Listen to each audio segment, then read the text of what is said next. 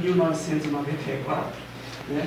E o futebol lá vai entrar com um pano de fundo, porque a ideia é mostrar os amigos lá que ficaram de 20 anos atrás, né? Toda vez que a gente encontra, a gente lembra daquela final lá que nós jogamos, e eu queria fazer um registro, tá? Mas mesmo que a gente de repente pare com o audiovisual, a gente vai estar sempre, né, de alguma forma, junto com o esporte, por acreditar que o esporte ele tem esse viés social. Não, você não para. Porque geralmente quem entra no futebol amador vai no patrocinador, a nossa Rádio Imperatriz, o programa de esporte, está convidando você para quarta-feira, semana que vem, né, participar com nós lá na base da mesa redonda, que vai ao ar das 19 horas às 20 horas.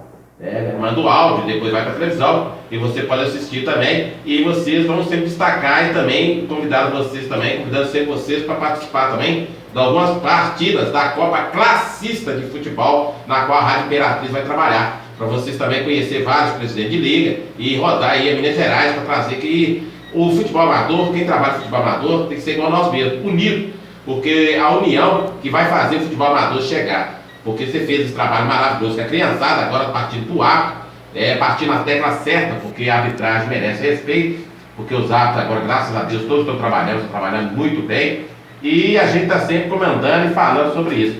Então essas participações suas, vendo esse trabalho, esse projeto seus, em fazer uma coletiva, praticamente uma reviravolta no trabalho da arbitragem, é muito bonito, porque a gente vê a televisão brasileira, ela focaliza o futebol profissional, mas quer do árbitro.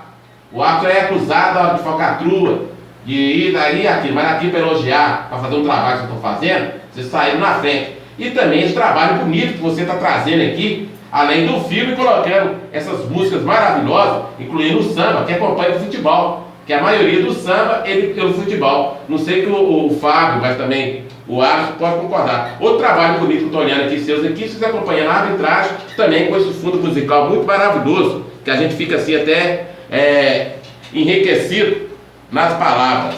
Então, você ouvindo a Rádio Imperatriz, me escutando aí agora, vai escutar o trabalho que vai estar acompanhando o trabalho deles aqui.